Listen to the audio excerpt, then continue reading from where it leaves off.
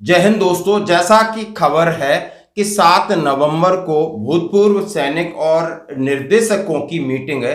माननीय प्रधानमंत्री जी उसमें उपस्थित होंगे और उसमें बहुत सारी चीजों में बदलाव यानी वन रैंक वन पेंशन का सेलिब्रेशन तो होगा, लेकिन एक बहुत बड़ी खुशखबरी है जिसका हल ये कहते हैं कि सैनिक निगम हर एक राज्य में बनाए जाएं। आखिर ये सैनिक निगम किस किस राज्य में है और भूतपूर्व सैनिकों की किस तरीके से मदद करेंगे और इनका क्या एम होता है, ये सारा आज का वीडियो तो आपने देखना होगा। यदि हमारे स्टेट के अंदर या जिस स्टेट में आप हैं वहां पर सैनिक निगम बन जाता है तो हमारे लिए मुख्य क्या क्या सुविधाएं होंगी। वो सबसे बड़ी सुविधाएं कि रोजगार की सुविधाएं, यानी 100% रोजगार एक कॉन्ट्रैक्ट बेस पे होगा। बिचौलियों होते हैं ना, बीच में एजेंसी होती है, इस तरीके का शोषण नहीं होगा।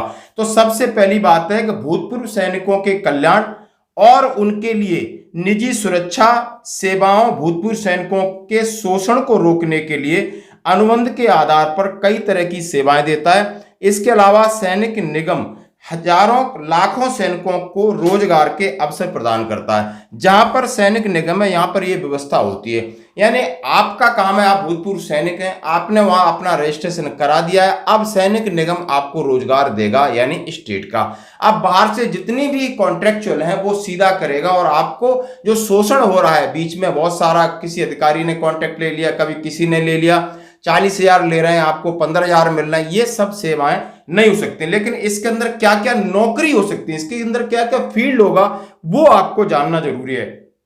जैसे कि मैं अभी उत्तर प्रदेश के अंदर जो यूपी में पूर्व सैनिक निगम लिमिटेड है, जिसको बोलते हैं UPPSCNL, और ये पहला भूतपूर्व सैनिकों का निगम है। इसकी स्थापना 1989 में हुई थी।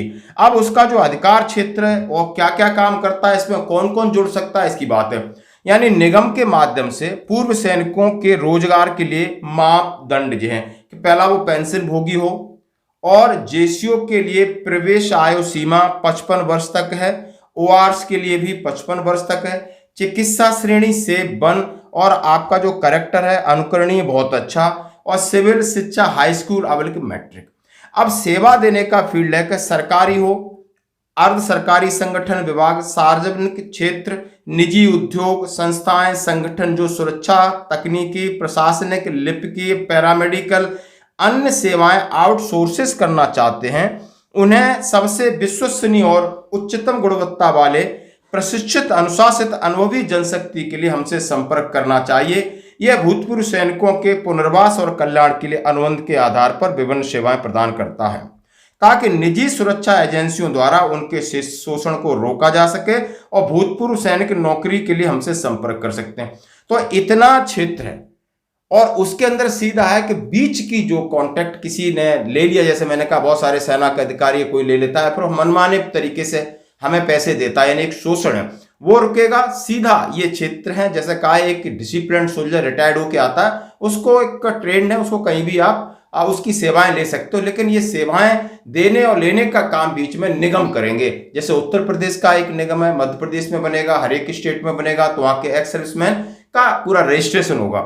सुरक्षा सेवाएं, भूतपूर्व सैनिक आधारित सुरक्षा गार्डमैन है, पर्यवेक्षक, सहायक सुरक्षा अधिकारी, यानी जितना आपको चाहिए, सीपीयू चाहिए, पीसीयू चाहिए, निजी संस्थान के लिए मुख्य गार्ड चाहिए, OICL, BPCL, ONGC, BHEL, BBIP, डाक सेवा, PWD, सिंचाई विभाग, स्टेट के हैं, टोरेंट पावर, ये सारी चीजें आपको ही यानी जो सैनिक निगम के द्वारा ही भर्ती होगी। बैंकों की सुरक्षा, शैक्षणिक संस्थानों की सुरक्षा, डाकघरों की सुरक्षा, पेट्रोलियम डिपो की सुरक्षा, गैस संयंत्रों की, टेलीफोन एक्सचेंज, सरकारी कार्यालयों, ATM, टेलीफोन, और उन्होंने कहा अस्पतालों की, ताप विद्युत संयंत्र, निजी उद्योग।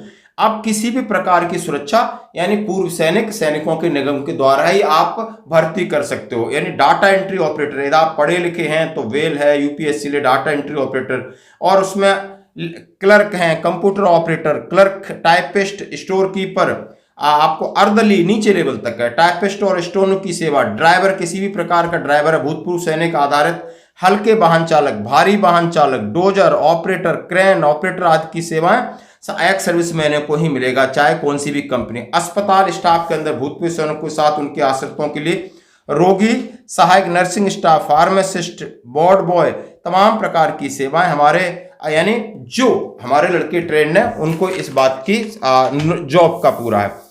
और उसमें कहा है कई प्रकार की कैश वैन जो जाते हैं जिसमें सुरक्षा होती है, और ग्रामीण अंचल में जो डोजर ऑपरेटर की सेवाएं, cash carry van, currency chest, इन बैंक के अंदर इस तरीके की गार्ड के अलावा इस तरह की सेवाएं, तकनीकी या नॉन टेक्निकल सेवाएं, विद्युत उत्पादन सेवाएं, वहां पर पर्यटक की गार्ड सेवाएं, भारी वाहन चालकों की, यानी हर एक डिपार्टमेंट में आप ये देख सकते हो कम से कम लाखों नौकरियों का प्रावधान है। तो ये जो सैनिक निगम की बात चल रही है उसमें सीधा लिखा है लेटर, जो कि डीएसडब्ल्यू ने कहा है कि हर एक स्टेट के जो सैनिक बोर्ड के डायरेक्टर हैं उनकी 8 तारीख को ये मीटिंग है। इसमें ये बिल्कुल कहा है, एक तो आपका आई कार्ड चेंज होगा कि आपका पीबीसी जो नॉर्मल आई कार्ड है उसके साथ कहा है सैनिक निगम की बात उसके अंदर कॉन्फ्रेंस होगी कि किस तरीके से सैनिक निगम हर एक राज्य में बनाया जाए ताकि भूतपूर्व सैनिकों को रोजगार के 100% अवसर मुहैया कराए जाए, जो कि अभी मिलते हैं उसमें बीच में उनका शोषण होता है। और उन्होंने कहा है कि ईसीएचएस के बारे में, सीएसडी के बारे में और वन रैंक वन पेंशन की बड़े पैमाने पे तो उसका सेलिब्रेशन होगा। और इसके अंदर क्या क्या वन रैंक वन पेंशन में जो व्यवस्था है या उनकी जो अनोमलीज है उसके बारे में भी सारी बातें होंगी। यानी ये लेटर आप देख सकते हो, बिल्कुल लेटर निकल चुका है और इसकी पूरी नोटिफिकेशन निकल चुके हैं कि कौन कौन जाएगा, उनके नाम मांगे। तो ये सैनिकों के लिए एक सराहनीय नहीं बहुत अच्छा कदम है कि मान लो आप हम सब समझते हैं, बहुत सारी हम बातें कर रहे हैं, माननीय प्रधानमंत्री जी के पास पहुंच रहे हैं, लेकिन आपने समझा होगा जब माननीय प्रधानमंत्री जी वहां पर पहुंचेंगे तो रक्षा मंत्री जी भी होंगे। आप समझते हो एमओडी इसको कंडक्ट कर रही तो हमारे चीफ ऑफ आर्मी स्टाफ होंगे, एयरफोर्स के अधिकारी होंगे, सीडीएस, तमाम पूरा का पूरा महकमा होगा और सबके साथ इस बात की मीटिंग होगी। तो ये एक बहुत सकारात्मक कदम है भूतपूर्व सैनिकों के लिए। दोस्तों कोई भी राय है आपकी, आप किसी भी चीज को पॉइंट को रखना चाहते हो तो इसको सोल्जर बोर्ड या आप राज्य सैनिक बोर्ड में अपनी चीजें पहुंचा सकते हो। धन्यवाद।